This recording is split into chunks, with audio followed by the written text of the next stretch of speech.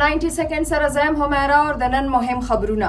وزیر اعظم شهباز شریف غریب ذمہدارانو له آسان قرضونو او جدید سہولتونو ورکولو اعلان نن د ملکی زرعی ترقی منصوبه بندی اور ایگری فائنانسنگ جانچ اخیستون کې غونډه کې کړی دی.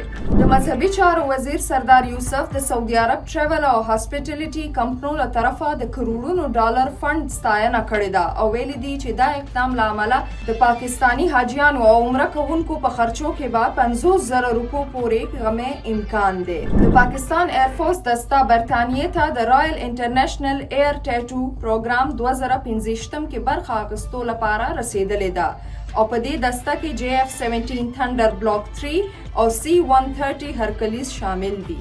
د پاکستان زرعی شعبې یو ذاتی مد کمپنی فول فوډز د اقوام متحده عالمي انوویشن ایوارډ لپاره ټاکل شوې ده چې کوم له پاکستان لپاره یو لوی اعزاز دی.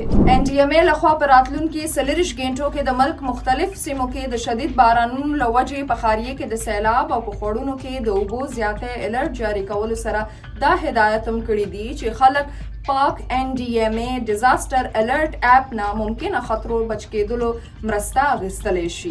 د خیبر پختونخوا گورنر فیصل کریم کونډي د وزیر اعلی الیمین ګنډپور لخوا رالیږل شوي سمري باندې د منظورۍ دستخط کړي دي او د صوبایي اسمبلي غونډه د جولای 20 نیټه رابللې ده چې کوم کې به د اسمبلي 15 اراکین نه حلف اخیستل شي. دا تر دې دمه مهم خبرونه نورو خبرونو او معلوماتو لپاره سنو پښتونخوا سره اوسئ.